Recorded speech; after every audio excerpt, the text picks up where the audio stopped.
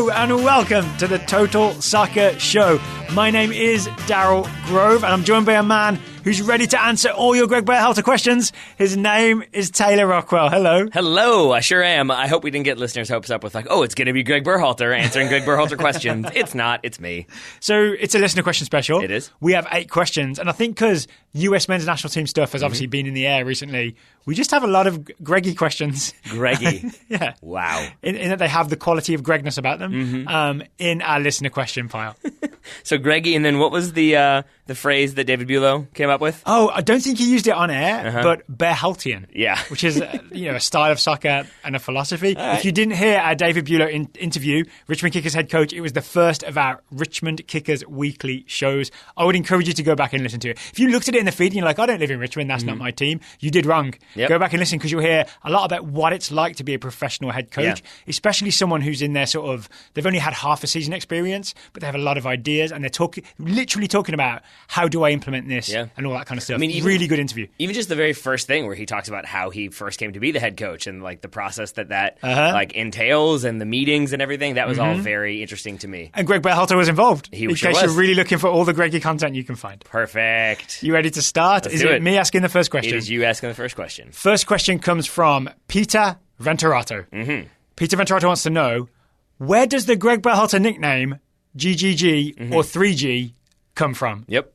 We know the answer. It's because he's big into like early 2000s cell phone technology, I think. Is that right? Is that right? No? 3G, or I guess late 2000s. We're, Either way. we're on 4G now, right? We're getting 5G in the future. I don't know how anything works. Yeah. I'm sure they're just making it up and it's all the same, but they're charging us more. Just because Berhalter's got a tiny flip phone. Yeah, for sure. For sure. That one of the wrong ones that Chris Rock says you're going to lose. Yes. Well, the idea here is that he gives it to certain players on the field, and then he can like have little like prison-style cell phone conversations.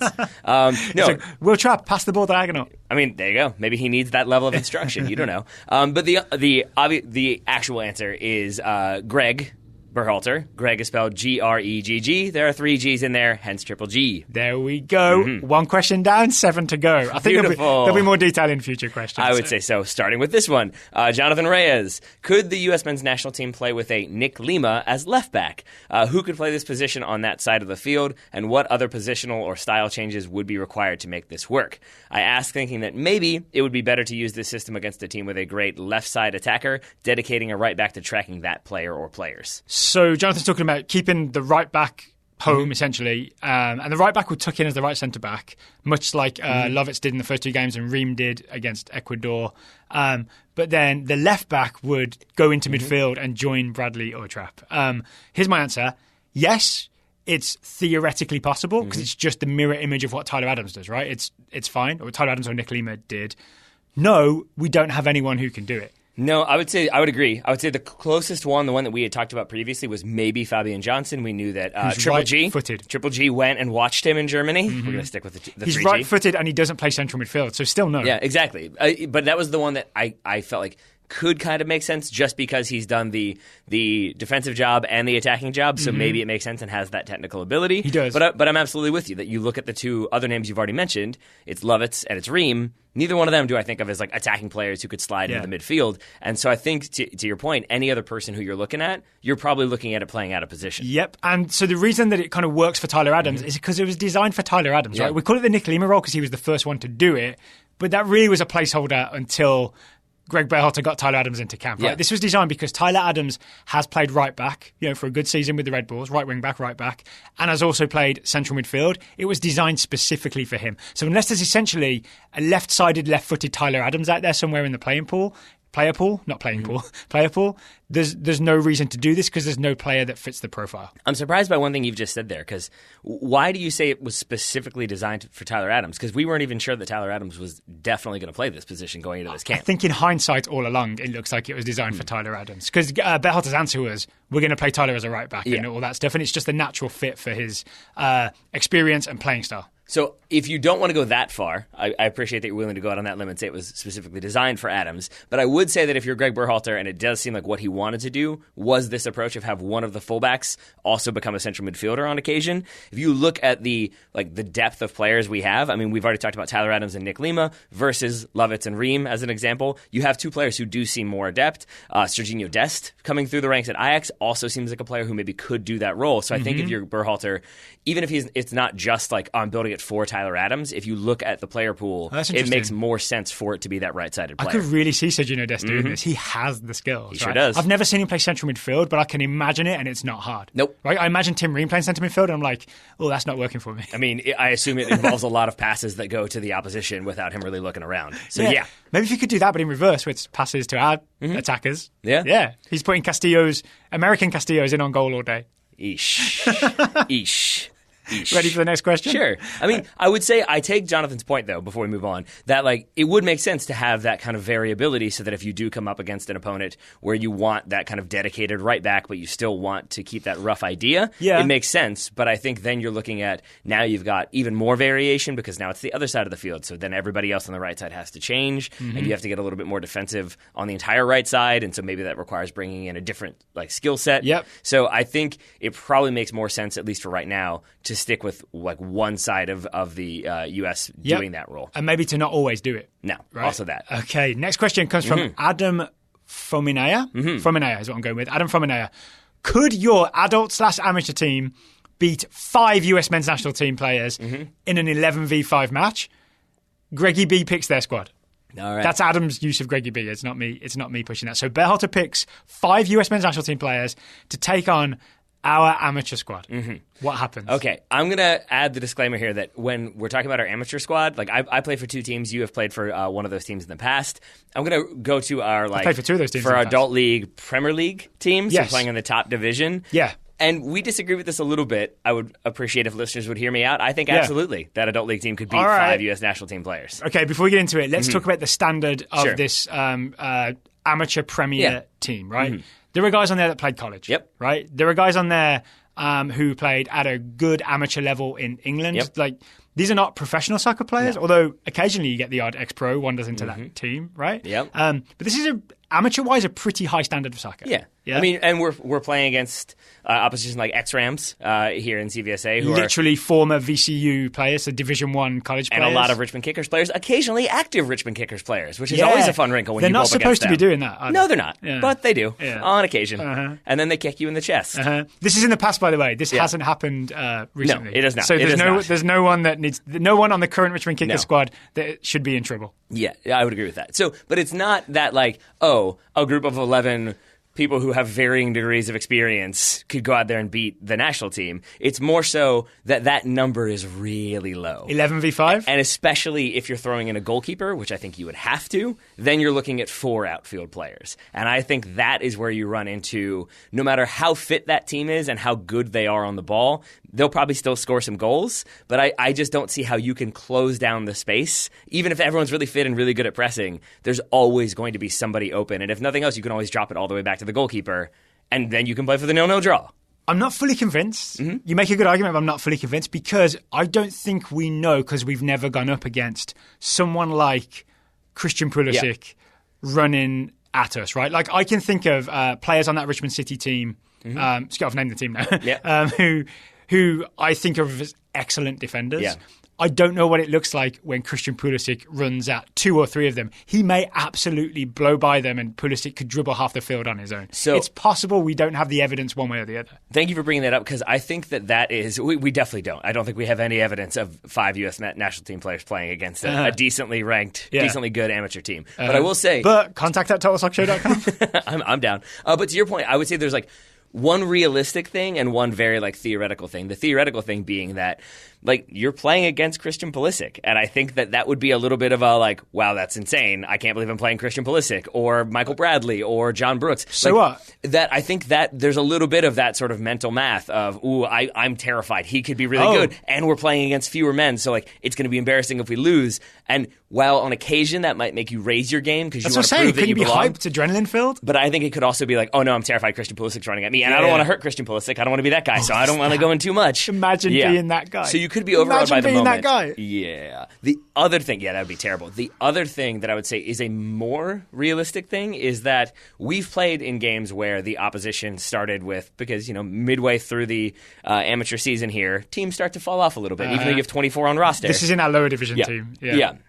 Oh, but just generally speaking, there's plenty of Premier teams who start out with 24 on the roster, and then you'll have a game where they have 8 to start. Oh, okay. And that can seem like an advantage, but there is something when you're playing a team with fewer players than you do that it takes a minute to get used to it, because suddenly there isn't a right midfielder or there aren't 3 central midfielders, and you sort of have to, if you're standing there becomes that, it's the thing we've talked about previously of the 3 center backs marking 1 forward, that the center backs start to feel sort of aimless, and then they wander around trying to find somebody, and that opens up space. There's also that if you're playing against 4 outfield players, you might just kind of switch off and not take it as seriously. Do you know what I find? If I've ever played on a team, it's happened a few times to me, you're playing against 7 men or 8 men to start. I think it's really hard to not end up offside. You end up with so many players running forward, and they just naturally have a really good offside line because they don't have enough men for anyone to break the offside line, that you end up offside a lot. So that could be an advantage that Berhalter's 4 outfield players have. Yeah. I think you can't, I don't want to say that it would be it'd be easy, but, and then even if you do break that offside line, you're going up against, a world-class goalkeeper. Probably Zach Steffen. Yeah. So you then, I don't know, how often do I back myself to beat him? Not very often. Ethan Horvath? Yeah, that would make it better. That would make it better. If it was Ream and Horvath, then maybe we're okay. One thing worth noting, I tried to research if anything like this has ever happened, right? The best I could find is that Norwegian TV show. I think people have seen a bunch of YouTube clips. Norwegian TV show called Golden Goal. 22 people from the Golden Goal TV show who all looked like decent amateur footballers, but, some were a little overweight. They were working in television, right? Versus 11 players from VALERENGA, which is a top-tier Tippeligaen? Tippelagen? I think it's no longer the Tippeligaen, but yes, I take your point. Top-tier Norwegian team that has the occasional Norwegian international. These are really solid pros. They play in the Champions League sometimes. 22 versus 11, including 2 goalkeepers who could use their hands. Yeah. VALERENGA won 4-1. Yeah. They did. Yeah. Now, here's what I'll say to that. So there's an old school billiards or pool. I don't know the difference, but a pool hustle is how I know it as. Okay. Which is that, say, Daryl, you are significantly better than I am at pool. I think we're about evenly matched. I forget what happened last time we played. I think if we looked at the results, I would have the edge. Well, we'll see. We may have to revisit that one. Maybe for money? Or is this a long hustle you've been putting on? Yeah, exactly. Paul Newman. No, so say you're way better than me. One thing that a hustler could do is say, all right, I tell you what, I'll spot you 3 balls. You can take 3 balls off the table after I break after I break, you take 3 balls off, and then we'll play. Yeah. But really all you're doing is getting my balls out of the way so you can aim at yours more easily. And it's a smart hustle. And I think this is kind of the reverse of that, is 22 players and 2 goalies is not the advantage as it seems, because now you've just got people everywhere. And you've got, we talked about this on last night's show, but you've got diffusion of responsibility, because now if it's me and Daryl on the 22-player team and we're both playing right midfield, wait, are you going? Am I going? Wait, who gets to him? Wait, who has the ball? Oh, you're standing next to me. And really, if you do that, if it's you and me standing near each other or in the vicinity, one player can mark 2 or 3 players pretty easily. But here's the interesting counterpoint. I've really watched this video. There's not diffusion of responsibility in that people standing off. Instead, it's 2 or 3 players swarm the ball.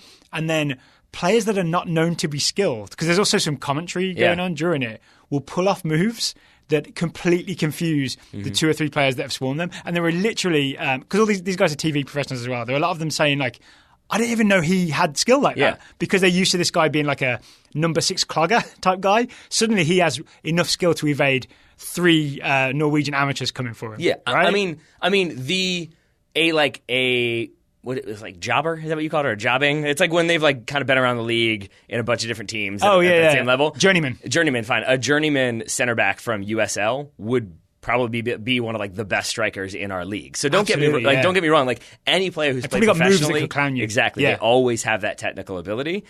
It really does just go back to as soon as they lose that ball, I think they struggle to get it back, because even if they're running just one big switch and you find somebody and now they've got to close that one down. And so if you keep people in space, then they're stretched out. So that's where I think defending it would be a nightmare, and I'm really happy we don't have to do it. Adams, Christian Pulisic, Weston McKennie, and someone else. Ooh. Yeah, they could score. Yeah. That is the question. Aaron Long would be my other choice. Who's the forward then, though? That's my question. I think any of them can finish. They don't even need a specialised finisher. Yeah. Okay, how about this? I think the main thing that convinces me about your point, I'm not fully buying it, but the 4 outfield players versus 10 outfield players, it's a lot, right? It's a lot of space for 4 guys to cover.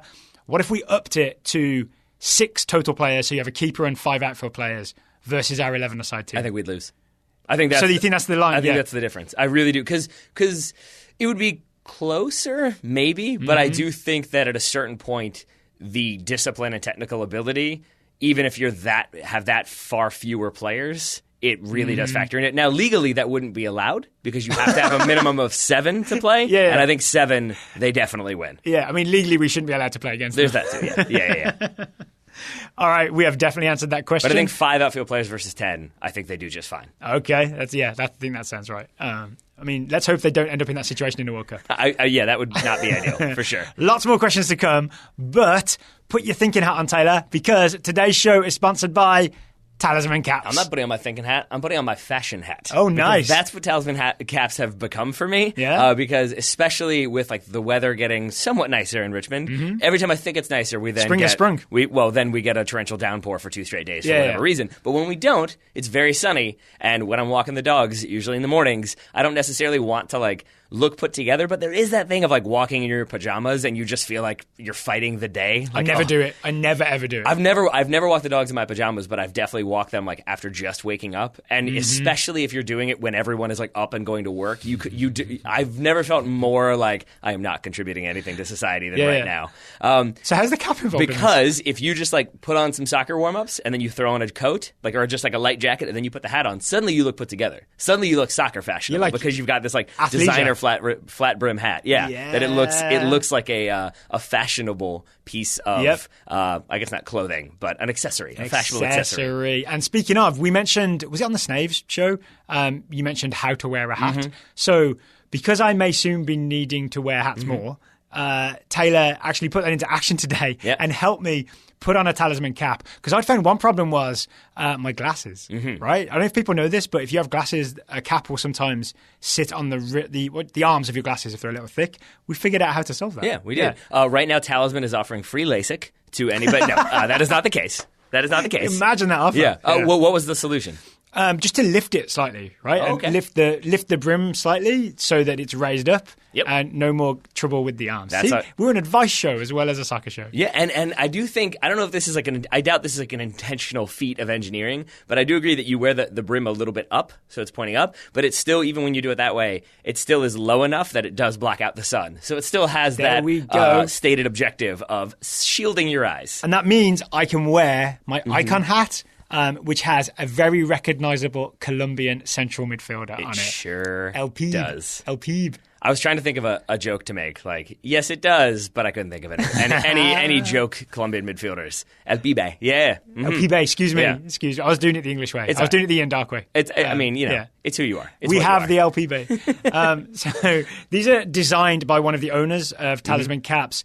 He makes these beautiful designs of iconic soccer moments, iconic soccer players, and then they're embroidered on the front of the hat, and it is a thing of beauty. It is. I was wearing the pink Pirlo with the wine glass.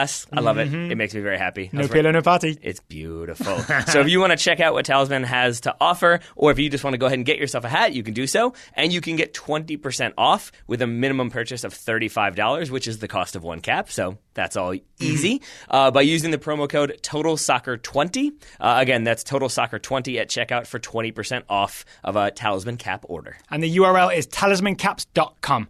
Talismancaps.com. And again, Total Soccer 20 for 20% off any order of $35. We've said it all. We hope you can remember it. If you can't, don't worry. The link will be in the show notes. Beautiful. As will the discount code. All works Find it out in the show notes. All right. Thank you very much to Talisman Caps for shielding our eyes from the sun, making us look fashionable when we've just woken up on dog walks, and sponsoring the show as well. Next listener question comes from Joel Tolbert. The Reverend. Yep. Still throws me off because we have a friend and teammate named John Tolbert. Yep. Joel says... Not a reverend, but also a nice man. Yes, that is true. Hey guys, I'm listening to your USA versus Chile review, and I'm hearing it again. Y'all are calling out Michael Bradley's defensive crouch/hop, and I am wondering what's the problem with defending from a crouched, two-footed, stable position between ball and goal. I remember my coaches from way back asking us to be balanced, to steer the attacker to one side, either the line of support or the weaker foot, and to make sure we don't sell the farm. I love that phrase, sell the farm. So how is Michael Bradley's defensive posture a problem to critique instead of compliment? Interesting, right? So his defensive posture is correct. If you were coaching, hey, do the defensive posture, look at how Michael Bradley does it. It's actually good defensive posture. My critique is that he relies on that and relies on angles that is always like 80% successful, but eventually breaks down, because the alternative to that is maybe just going and charging Arturo Vidal and winning the ball off him. Well, I think, which is what Tyler Adams would have done. I think to that second point, well, not the Tyler Adams one, but to the charging in, I think, first of all, one of the reasons why I think we get frustrated is because he isn't always defending when he does that. That it's not like he's Daryl Grove is dribbling at me and I start to do the Michael Bradley hop. We'll see him do it when he's trying to close off a pass. He'll kind of like hop over. He gets into this weird kind of hop crouch stance. That it's not as though he's showing a defender one way. It just seems to be what he does when he starts to defend. And I think for you and me, it can be a little bit frustrating because it's a very familiar thing. And then when you look around and you're like, well, who's he defending? He's not closing anybody down. He's waiting for that person to come. But I think he's definitely doing something right. I think he's thinking about angles. He's thinking about sending a person a certain way. I think he's thinking like trying to think 3 moves ahead. I really think he's a cerebral defender, almost like Professor Xavier. But I would sometimes, maybe what we need is not cerebral defending. Sometimes we just need someone to step and win the ball. You know what I'm saying? And I think that's the frustration. And I wish he would find a better balance. Like maybe it works in MLS. Maybe he can just outthink and outmaneuver everybody in MLS, cut off all the angles. Eventually the ball comes loose and he has a ball recovery. But it doesn't always work for the national team. And I'd rather sometimes just a big old slide tackle. Yeah, I mean, and if you disagree, then please disagree. Because I'm kind of I think it's fair to disagree as well. Well, no. I mean more so if you disagree with me, because what I'm about to say. Because I think I'm correct in saying this, but I might just be kind of remembering certain moments. But I think to your point, it's that like I see that hop as a sort of like I am getting ready to make a play. And Joel is absolutely right that if you're defending a person, this is the shape you want. Reverend Joel to you. Excuse me. So you can show them one way and then make that poke tackle or kind of guide them away from danger. That's what you want to do. But I think for me, it's sometimes he's doing it, as you said, like 4 and 5 yards away from the player where he sort of is like waiting for them. And to me, that's not then reacting and moving towards them and closing that gap and making that attacker uncomfortable and occasionally putting in that like aggressive challenge. It sort of feels to me like he's kind of ceding a little bit of the motivation or the momentum to that attacker and then is reacting from that position. Obviously, we're still admirers of Michael Bradley. Of course. The passes to Corey Baird, the 2 passes to Corey Baird were great. I actually think he had a pretty good game against, I've forgotten who he played, Chile, against Chile. I think it could also work, this like playing the angles, defensive hop, crouch thing with Tyler Adams alongside him. Because you remember a couple moments against Ecuador, and I know it was against Ecuador, where Adams would shade someone one way and Adams would come charging in and do the thing we want and win the ball. Maybe in tandem with someone who's then doing the more aggressive stuff, it kind of works. But just Bradley on his own doing it, I don't think it gets enough of a result. It's almost like you're just delaying the inevitable and eventually the ball's going to come through. I would agree with that entirely. So I think that's what it comes down to for me. But I do think it is that it's such a recognizable sort of shape that he's taking that you can spot it and then look at like... Is there a chance we're just getting annoyed because we keep seeing it and maybe it's not as bad as we think, it's just when you keep seeing things? You know, and some people will contact us about the show and they love the show and they listen to the show, but they notice a verbal tick and they'll be like, please stop doing it because I just keep hearing it and we can't because we won't. That may be it. I mean, does that make sense? Was one I used to do. There we go. I feel that it does. Is one I used to do. I think though, if I were maybe like digging a little deeper in my own psyche on this one, I think it's probably also that I have a tough time. I'm sure he's won challenges here and there and won some aggressive slide tackles, but I struggle to think of times when he does it. Like, that's not his game. That is not his strong suit, is going to ground and winning aggressive tackles. And I think, to me, it sort of represents that little bit of a deficiency in his game that he's not going to go, like not recklessly, but aggressively into challenges because I don't think he thinks he's very good at it, as I guess what he doesn't back himself to win it. Exactly. And so... Which makes sense. I think it's then sort of looking at that as like, oh, you're doing that thing... Even though you're the holding midfielder, even though you're sitting in like the number 6 spot, you don't quite back yourself to win an aggressive sliding challenge. It doesn't have to be a slide, right? It doesn't have to be a reckless slide or a big dramatic slide. It could just be like a step hard to someone and challenge them for the ball. You know what I'm saying? Mm-hmm. I do. Yeah. But it's I think so then for me it just comes down to if you're going to use him in that like lone kind of holding midfield position, it just brings about a little bit of uncertainty for me of what happens if an opponent with a lot of skill sort of sees that and thinks, I could go at that guy and get around him without much of a challenge. Yep. All right. Next question. Again, still love Michael Bradley, but that is a deficiency for sure. Okay, Tony Yunque. What is the point of metal studs, metal cleats, for example? In American. I would think against grass, there is no rigidity benefit, metal studs, between plastic and metal. And pros don't wear cleats long enough to be a durability, longevity issue. What say you, Taylor Rockwell? Some pros do. I think if you're talking about like the highest level where Manchester United has all of their footwear sponsored, probably not. But at local level in USL, no, there's not enough money for players to just have constantly $300 boots every week. Not so much. Yeah, yes, Nike sponsors teams, but Nike sponsors lots of teams. I'll also bet pros do wear the same cleats a few times, like just for superstitious reasons or whatever.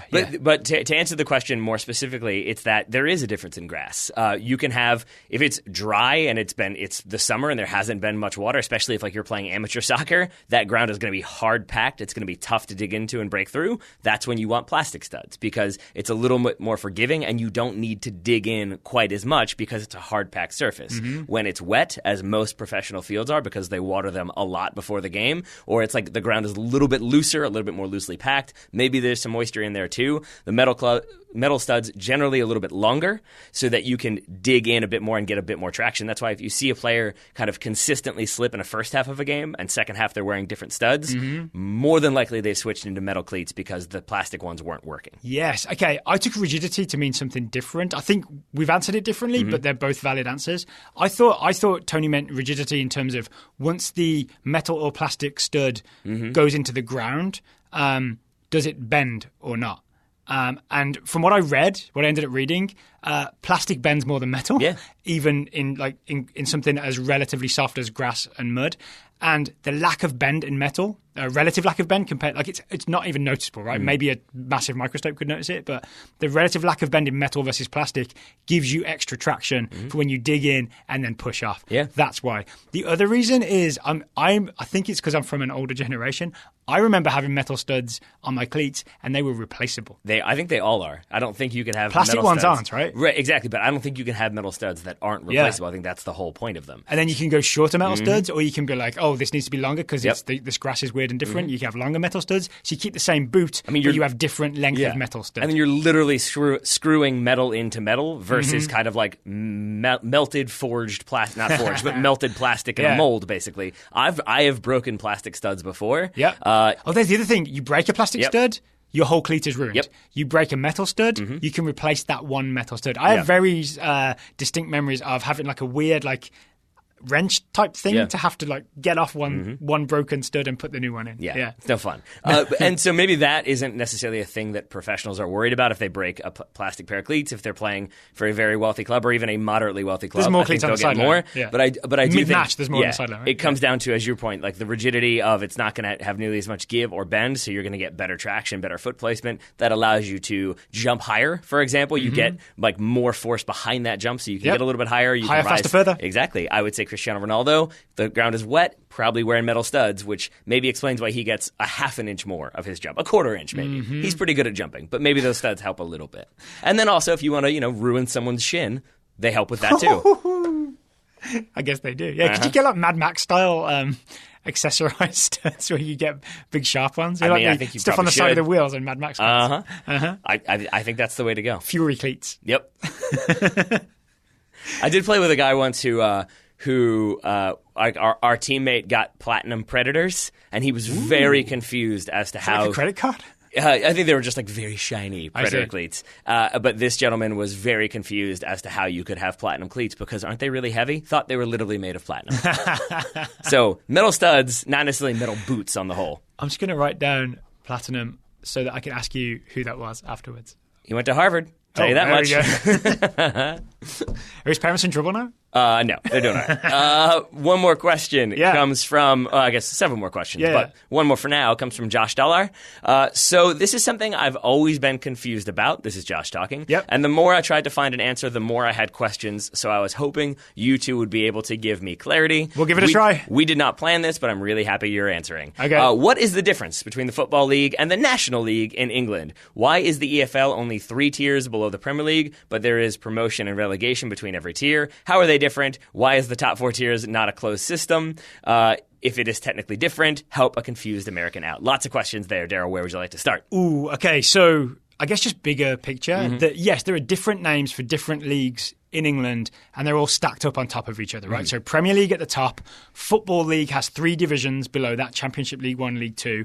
Below that is the National League. And below that, you get into more regional leagues like National League North, National League South. And then the reason they call it a pyramid is beyond that, you have leagues like North and South. National League North and South are on the same tier, but they're 2 different leagues. And then it sort of spreads out like that to become a pyramid of localized regional soccer. But you can get promoted and relegated up and down all the way, right? And that is because essentially a combination of there is one body overseeing all of football in England, the Football Association, the FA. Heard of them. Right? And then there is also just agreements between leagues that, yes, we will do promotion relegation, even though we are, there's a different chairman and a different system, different administration. We will agree to promotion and relegation between these leagues because it benefits everybody. Yeah. So to clarify Does that answer the question? I believe so, but just a couple clarifications there. So when you say there's promotion and relegation all the way, it is most commonly talked about in Premier League, Championship, League 1, League 2, because that's kind of the football league, the basis of the football league. And so you have 3 up, 3 down, or like numbers shifting. But it is worth noting, as you've just said, then, that you can be promoted out of the National League into League 2, for example, correct? Yes, and there used to be a bit of a barrier because the way it used to work, actually we're going to have to go back even farther here, used to be there was the Football League and there were 4 divisions. There was no Premier League. The top division was Division 1, 2, 3, 4, right? Premier League broke away to just be a separate organisation so they could keep all the money, all the TV money, basically, right? So that's why that's... all that metal cleat money? Yeah, all that metal cleat money. So that's why that looks a bit odd, right? But the top 4 tiers were professional football. And then the 5th tier in the pyramid, a separate organisation. It wasn't called the National League, but it used to be called the Conference. It's had various names, but that was not professional, right? But then as money has slowly trickled down, right? So Ronald Reagan would love it. Money's trickled down. The National League equivalent, the 5th tier, became like semi-pro and then basically pro. So basically now you play in the National League, you're probably getting paid a full-time wage, right? So it used to be a kind of barrier between amateur soccer, top-level amateur soccer, and now you become a pro, right? And it used to be, I researched this, up until 1987, you had to be elected to join the Football League. So you would win the 5th tier, you'd win the Conference, which is now the National League, and then to replace the bottom team in the Football League who gets relegated, there would be a vote of the Football League teams. Is this team well run enough that we accept them into the professional ranks, right? And if you were just some team that was really good at football, but all you had was a field and 2 chairs, you would not be getting in. But there's an agreement in 1987 to just say, all right, there's no election process. There's just you get promoted, and then the only barrier is that you have to meet the certain stadium or stadia criteria. Yep. Yeah, there we go. Yeah. All right. So then to quickly recap, first of all, do you think that your people just wanted everybody, specifically, I guess, Americans, to be confused? Is that why we have the Premier League, the Championship, and League 1, all of which sound like they could be the top tier league? It's basically everybody trying to sound like they're the top tier That's league. what I'm saying. Yes. Yeah. So, but I think that's where we're having, I do think that some of this relates to the UK versus Great Britain versus England versus everything. It's basically, again, to go back to your very first point, Premier League, Championship, League 1, League 2, that's the football league. That's the top 4 tiers. Well, then, Premier League is not the football league anymore. Exactly, right? yeah. But for simplified way of looking at it, I guess is what I'm trying to say. Those top 4 tiers, that's the Premier League and the football league. Then the 7 underneath that would be the National League. So there's still... No, it's just the one underneath that is the National League, and then the National League North and South beneath that is the National League. So here we go. Then below that, you get into sort of more regional leagues, even beyond that. And they have different administrators, different people running it. They're all different organizations, but they all work in agreement to have promotion relegation between them, and the FA oversees it all. And we may have answered this, or more specifically, you may have already answered this, but one of the final questions from Josh was, why are the top 4 tiers not a closed system if it is technically different?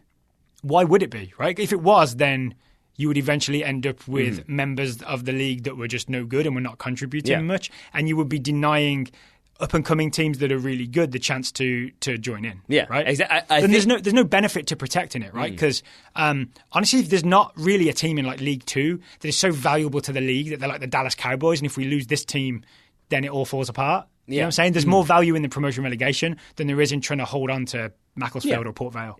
True. And I'm not saying this is a thing that was confusing Josh, but just for those that maybe are confused or aren't as familiar with promotion relegation in England, the other thing, because I think the question you might have then is like, well, why not just have 15 leagues, like League 1 down to League 15, and do it that way, and then you have promotion relegation all the way up, and then you get to the idea of, well, you want people in their own regions so that you can cut down on cost and you can cut down on travel. You don't have to have as many facilities, and I think that's why it becomes the pyramid as opposed to, say, a ladder. Yeah, and also there's just no one wants to give up their independence, right? Yeah. If you're the Football League, you're already mad that the Premier League stole all your best teams to begin with and took off your best revenue.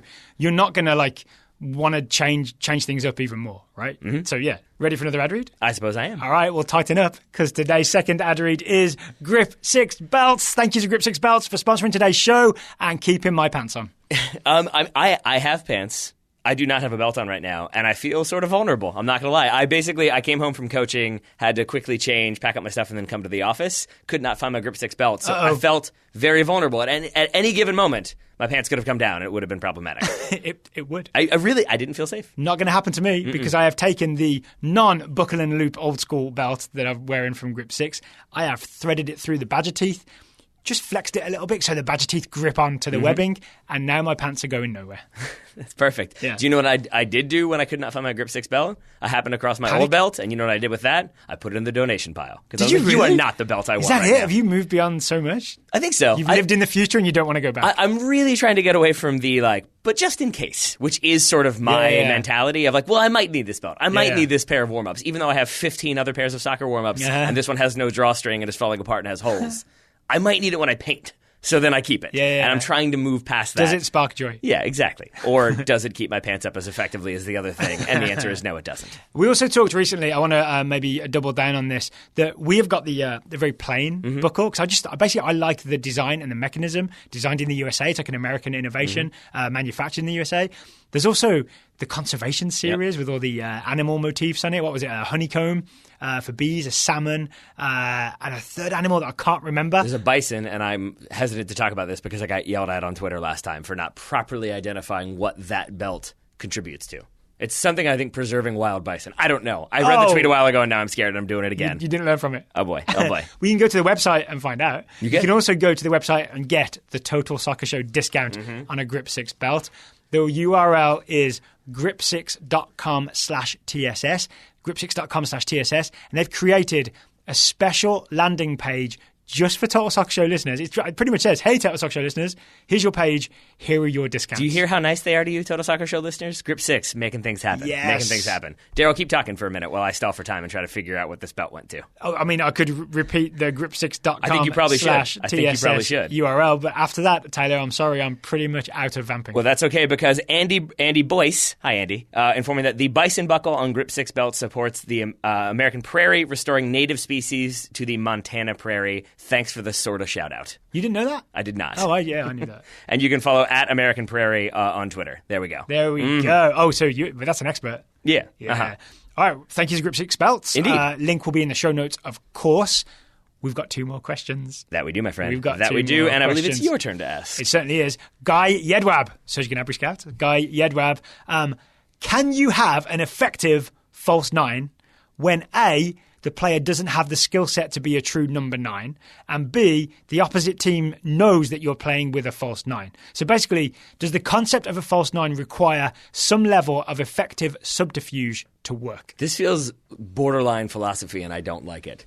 It feels like if the team recognizes the false 9, does the false 9 cease to exist? I would say that you absolutely can have a false 9 if they're not necessarily like an out-and-out striker or they don't necessarily possess the skill set. The example, which I would be stealing from you, so you say the best example of a false 9 who isn't really possessing all of the qualities of a striker. Oh, well, the most famous one for a while was Cesc Fabregas. There it is. Did it, I think, for Spain and definitely for Barcelona for a little while.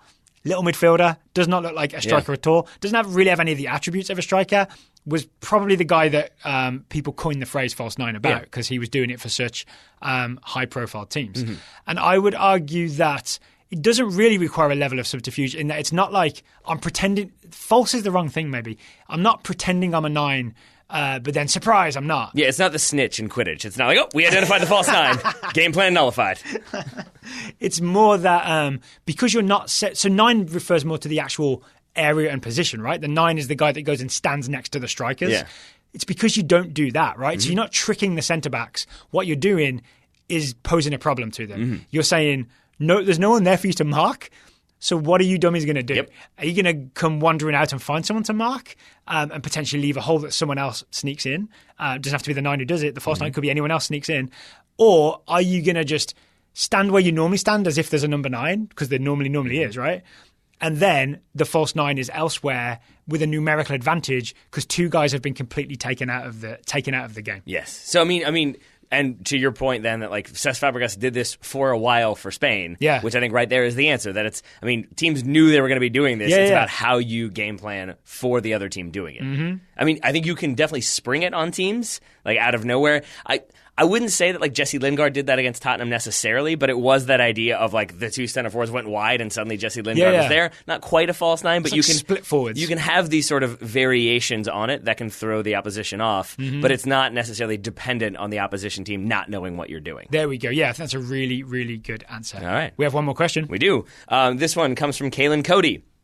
Kaylin says, regarding the women's team, the U.S. women's national team's discrimination lawsuit, isn't it apples and oranges to compare women's pay to men's? Doesn't the USSF, along with Mexico and Canada, pay the national team pool players in NWSL? If I am right about that, the women would be correct in saying that they make less per game /win, etc., but wouldn't they be making more in salary and benefits?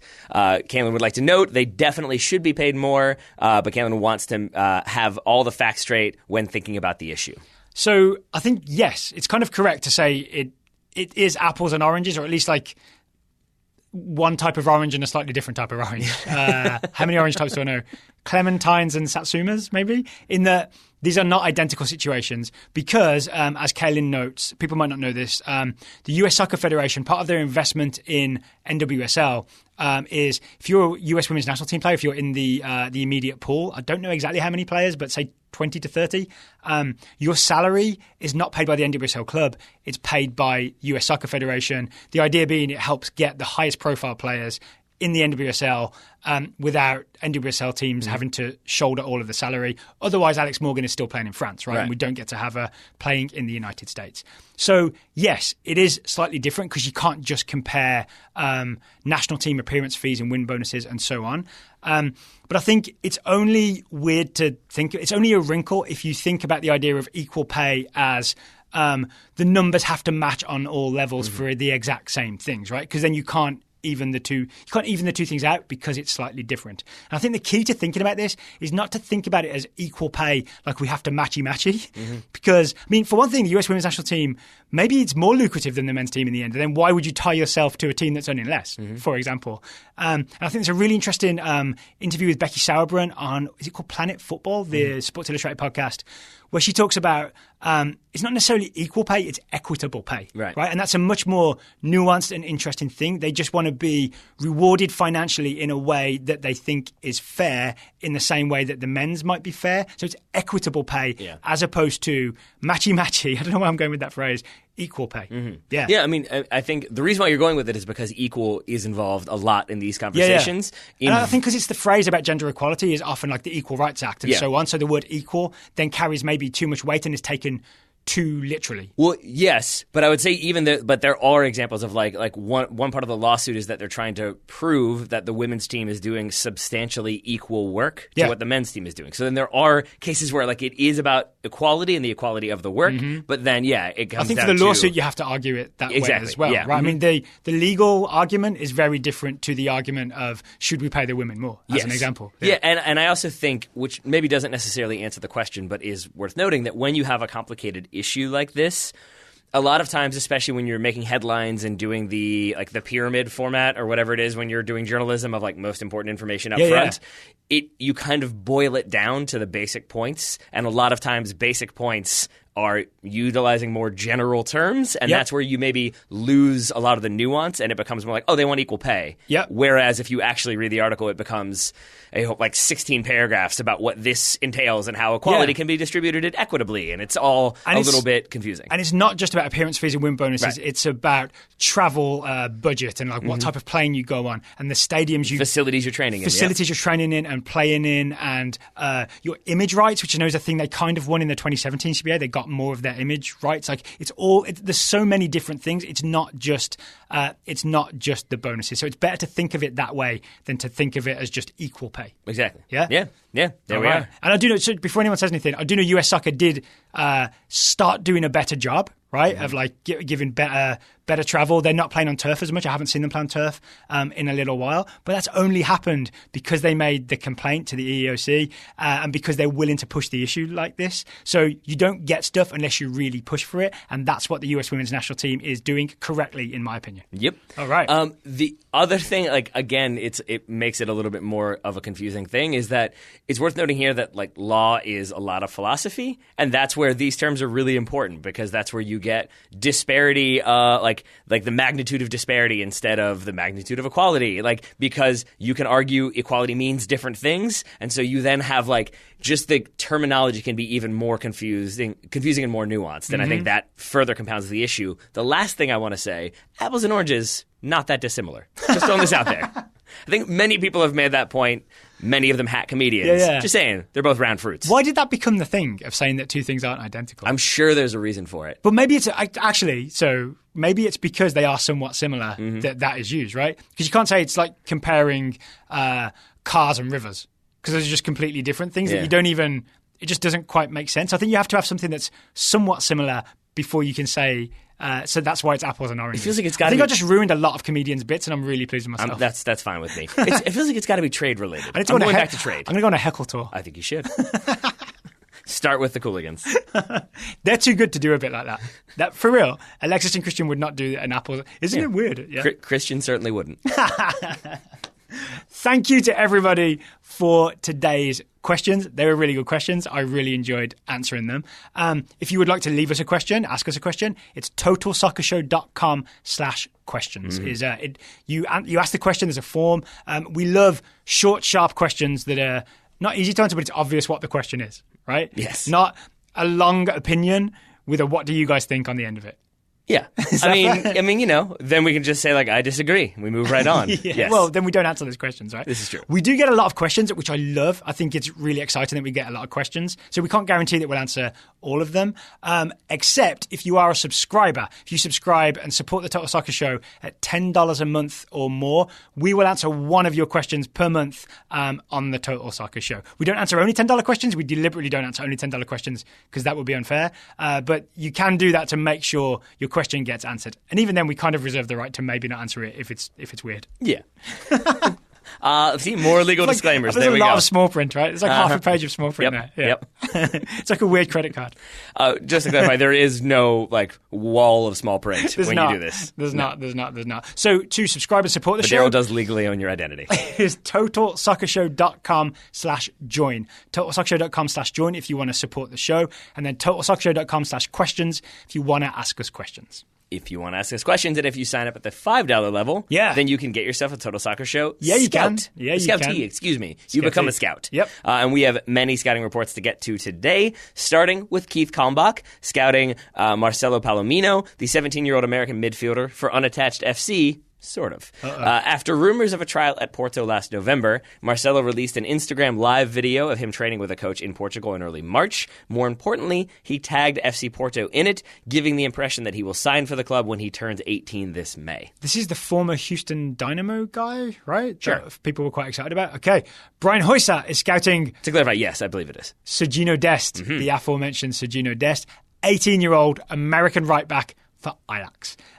Brian says, Sergino was called into the recent U20 camp, started in the 2-2 draw against France. His combination passing with Conrad De La Fuente looked silky smooth and led to De La Fuente's goal. Dest then subbed in during the second half of the 2-1 win over Japan.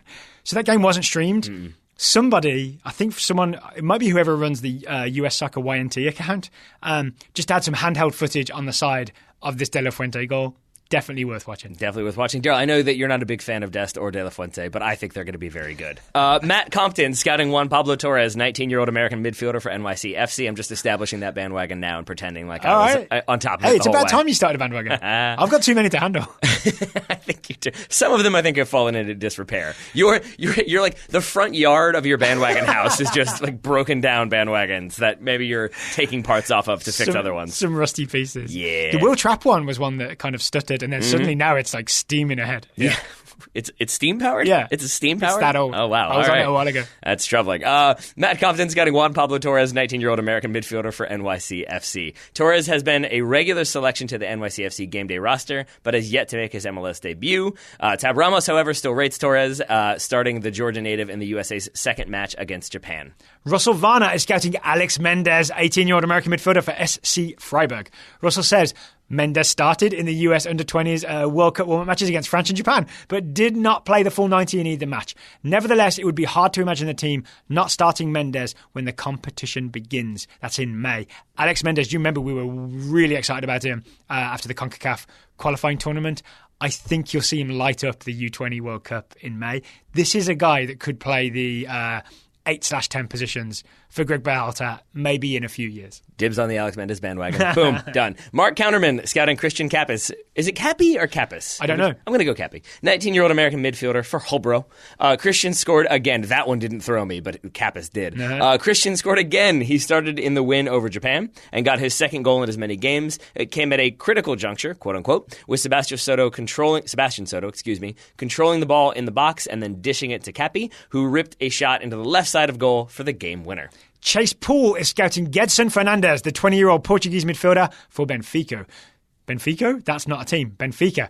Chase says... Hey, you do your own thing, bud. Gedson has not played much for Benfica since Bruno Lage took over coaching duties. However, there are rumours that Wolves are interested in purchasing Gedson this summer to replace the possibly leaving Ruben Neves. That sentence started exciting and then got depressing. It was also rumors and possibly leaving. So make of that what you will. I would prefer if Wolves buy him and don't sell Neves. Gedson's release clause is set at 120 million euros, which seems unrealistic given his situation. So if the move happens, Chase's guess is that Benfica and Wolves would have to agree on a much lower price. I mean, if history has taught us anything, it's that Wolves managed to get a lower price somehow. Yeah, like 112 million. Yeah. Why not? Dylan Veach scouting Kai Havertz. Like 17 euros is what I end up paying. I'm sure they'll find a way. Oh, I can't wait for the financial reports on that. Scouting Kai Havertz, Dylan Veach, 19-year-old German midfielder for Bayer Leverkusen. Kai started and played 45 minutes in Germany's 1-1 draw with Serbia over the international break. He played as the number 10 in a 4-2-3-1, where he is very familiar, and was a creative force going forward for Germany. Oh, our little boy's all grown up, right? Start for the national team. Brian Gardner is scouting Moise Kean, the 19-year-old Italian forward for Juventus, and I believe now Italy. Brian says Kean scored his first international goal for Italy in a 2-0 victory over Finland in a Euro qualifier. He has been in impressive form for both club and country, notably scoring a first-half brace for Juve in their 4-1 defeat of Udinese. Kean could see even more playing time for Juve after Ronaldo's recent hamstring injury. Go on, Moise Kean. Daniel Martini scouting Manuel Locatelli, 21-year-old Italian defensive midfielder for Sassuolo. I'm getting real Italian up in here. Locatelli was called... what do you mean, like as a racist parody? Yeah, a little bit. Locatelli was called into Italy's U21 camp and scored a nice volley against Croatia's U21s to make it 2-0. A moment like your accent wasn't very convincing. How dare you? It's me. Todd Ito is scouting Takefusa Kubo, the 17-year-old Japanese attacker for FC Tokyo. Long time in the scouting network for Takefusa Kubo. Can I just add real quick that while I did my Mario impression, I still did the hand gestures that are necessary? Does that count for anything? I mean, it doesn't help. Okay. Kubo started Kubo scored 2 of Japan's 6 goals in their 6-0 victory over Timor-Leste in the group stage of the 2020 AFC U23 Championship qualifiers last Sunday. Yeah, that was a long one. His first goal was a savable free kick that he bent the ball around the wall, but his second was a thing of beauty. He controlled a poorly hit cross, beat a defender, and then struck a half volley past the goalkeeper. Kubo then came off the bench in the 78th minute of the U23's 8-0 demolition of Macau. Can I just say this? Kubo. I think they're going to make that 2020 AFC U23 championship based on those results. I mean, the goal difference of at least plus 14 now. Yeah. It's not bad. It's well not bad. Done, Takafusa Kubo. Thank you to everybody for the scouting reports. Once again, if you want to subscribe, it's totalsoccershow.com/join. And thank you. I would echo those sentiments. I would also say thank you to Daryl for joining me this week. This will be the last show that you're on this week. You'll be back probably midweek next week. Yeah, that sounds about right. It's chemo round 3. Third round of chemo. Doctors say if I have a few more wins, I could get to Wembley. Really? All right. You're making your way through. I like it. That should be the goal. Yeah. 4 wins from Wembley. I wish that was how it worked. That'd be way better. That would be way better. So have you learned, like, is it kind of, have you got it all down now? Is it more routine at this point? I don't want to get arrogant and say yes, because second round went so much better because I did learn lessons about like when to take anti-nausea, maybe what to eat, what to do, when to take laxatives to not get constipated. Literally is a thing that is a big concern. Is that too much information? It's out there now. So I don't want to be like Luke Skywalker and get cocky just because I managed to hit one ship. You know what I'm saying? I do. Yeah. I haven't seen your apartment lately. Do you have your lazy boy?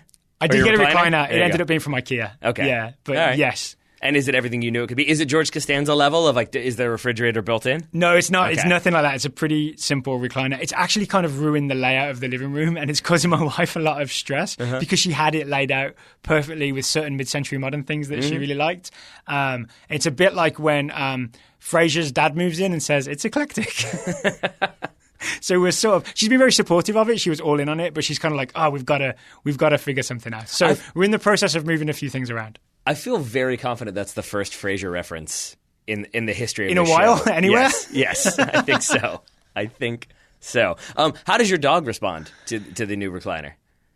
He is not happy because he can't jump up. That's what I'm wondering. Yeah. Not because we don't let him. There's just no room for him to come and sit next to you. Yeah. So, but does he still try to get up there? No, he settles on his bed next to the recliner. That would be nice. So we've kind of got a thing going. Both of my dogs would try to get up there. So that's good at least. You don't have to deal with that. The good news is, though I won't be here, Ryan Bailey will be here. Yeah, he will. Yes, and you'll be doing a sort of international roundup. You got it. Yeah. We're going to be looking back at all the action from the international break. That will be the last show for this week. And then next week, we'll be doing our standard weekend review, looking at all the big actions and big moments from the weekend. Lovely, lovely, lovely. And look out sometime next week for the second episode, but the first episode proper, of Richmond Kickers Weekly, our new spin-off show that is in the Total Soccer Show feed, reviewing Richmond Kickers games. First episode proper? Week. I mean, shots fired at David Bulow. Well, it's going to be more. It won't be an hour-long interview with a head coach every week. He would get bored of us. Just writing down shots fired at Bulow. Got it. Cool. Yep.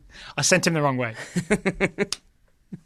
Taylor Rockwell, thank you for taking the time to talk to me today. Right back at you, buddy. Listeners, thank you for listening, and we'll talk to you again soon.